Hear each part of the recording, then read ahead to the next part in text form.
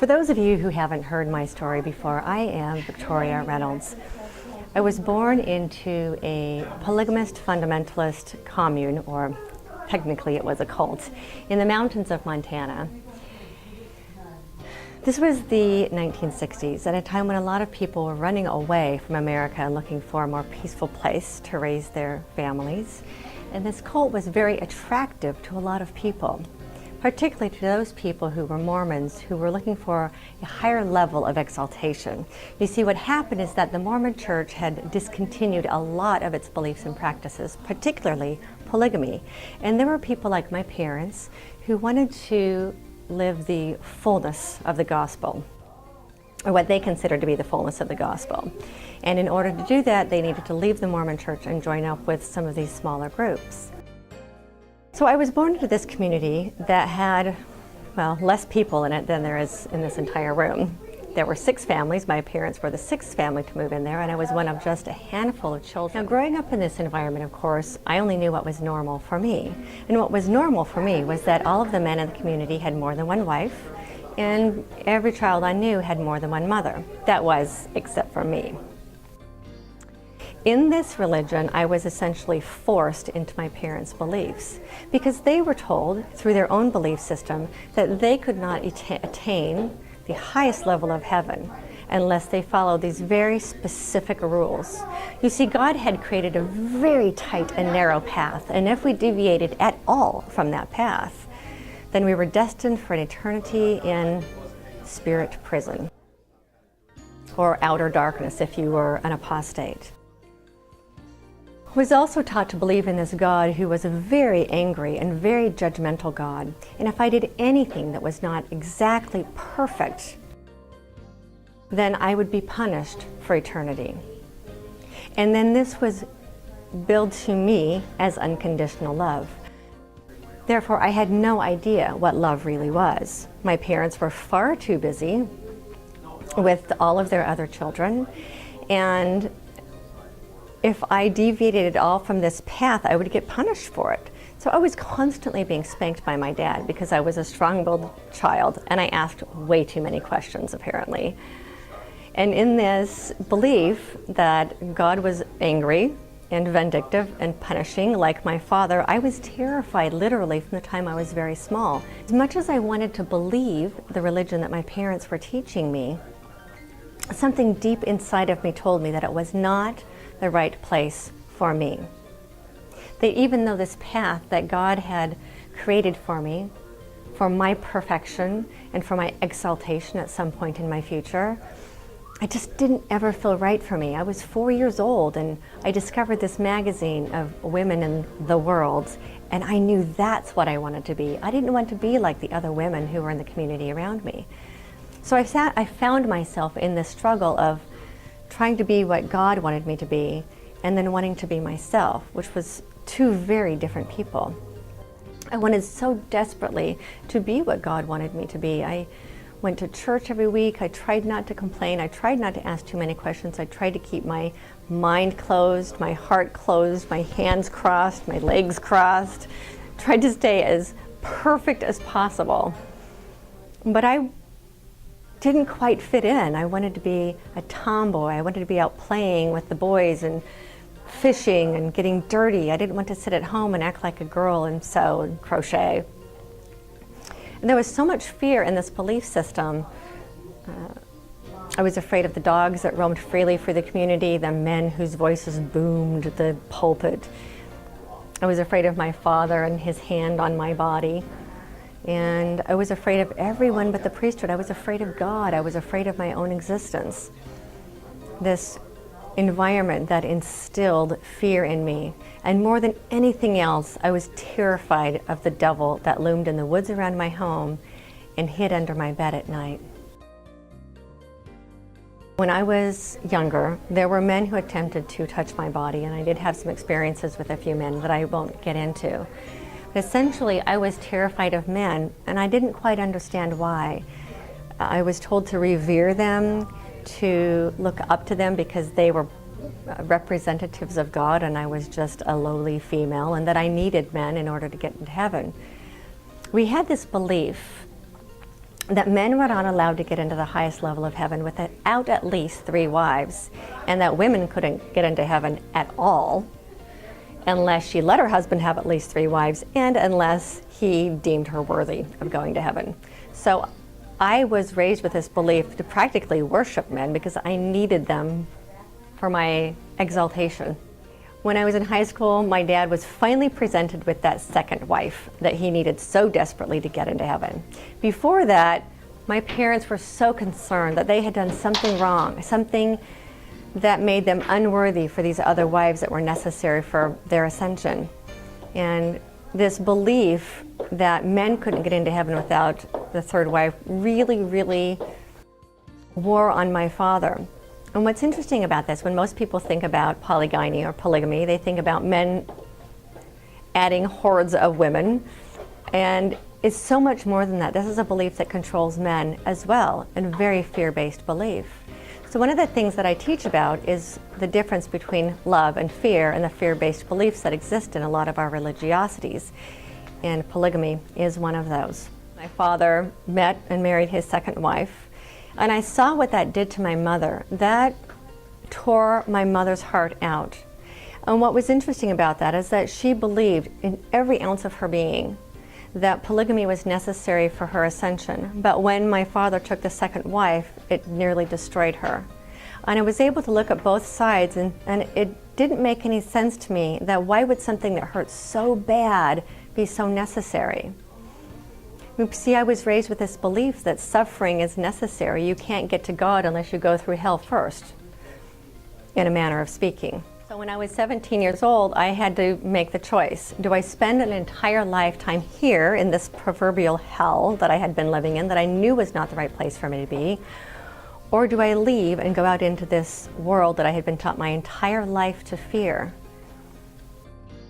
I was standing there one day on this cliff, considering jumping. And then in that moment, I realized that it was time, that I had to get out. Because if I jumped and I killed myself, I would spend the rest of eternity in hell. And I decided I'd rather spend one lifetime in it instead. The opportunity came a few months later when a friend of mine, her father committed suicide, and I got into the back seat of the car and we drove away. Now, I thought that by leaving this community and leaving my past behind me that I would instantly become happy. Unfortunately, we take ourselves with us. And several years later, after thinking of thoughts of suicide, drowning my sorrows in sex, drugs, alcohol, food, a friend of mine introduced me to self-help books. And that changed my life.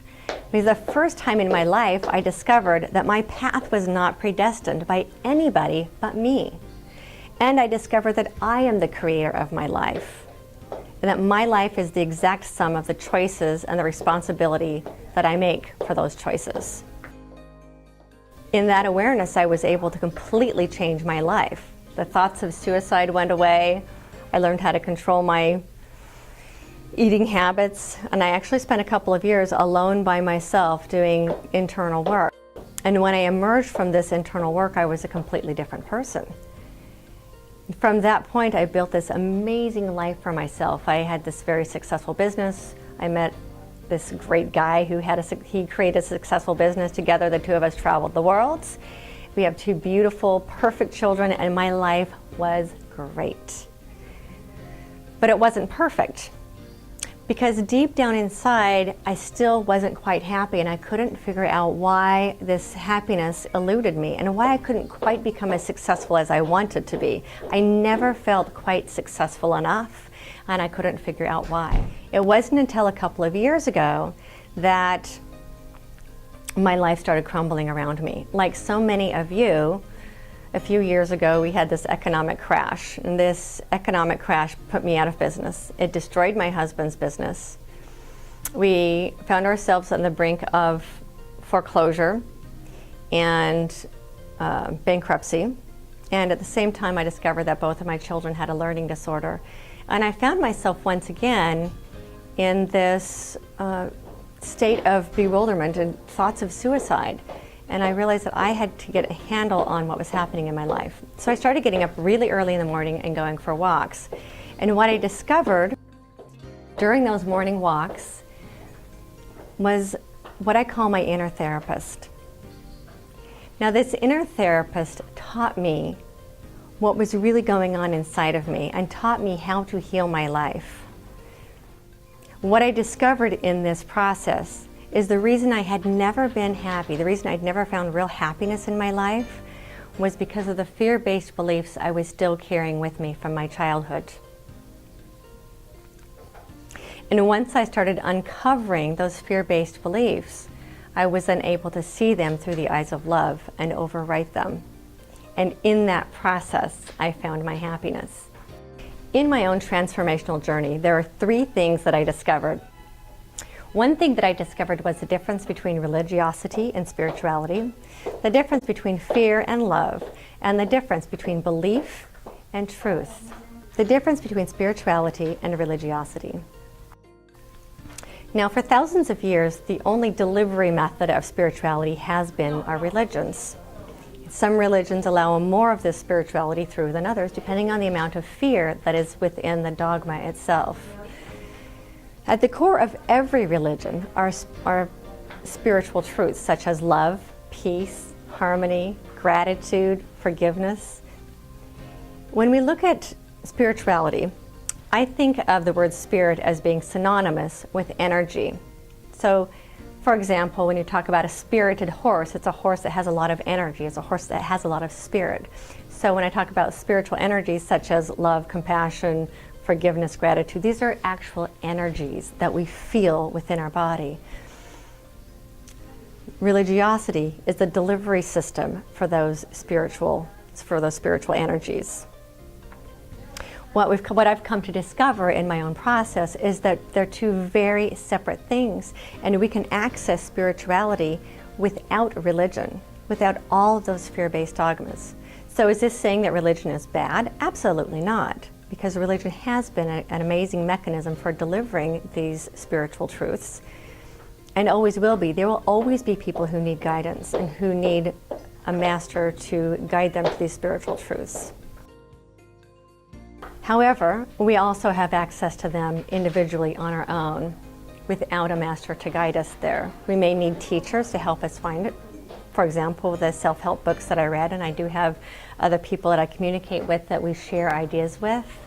But I'm able now to connect to my own sense of spirituality, which is here within me. My heart, my core, my wisdom, and the inspiration flows through me. And I no longer need religion to deliver that message to me because I have been able to connect with it on my own. So for me, spirituality is my own connection to myself.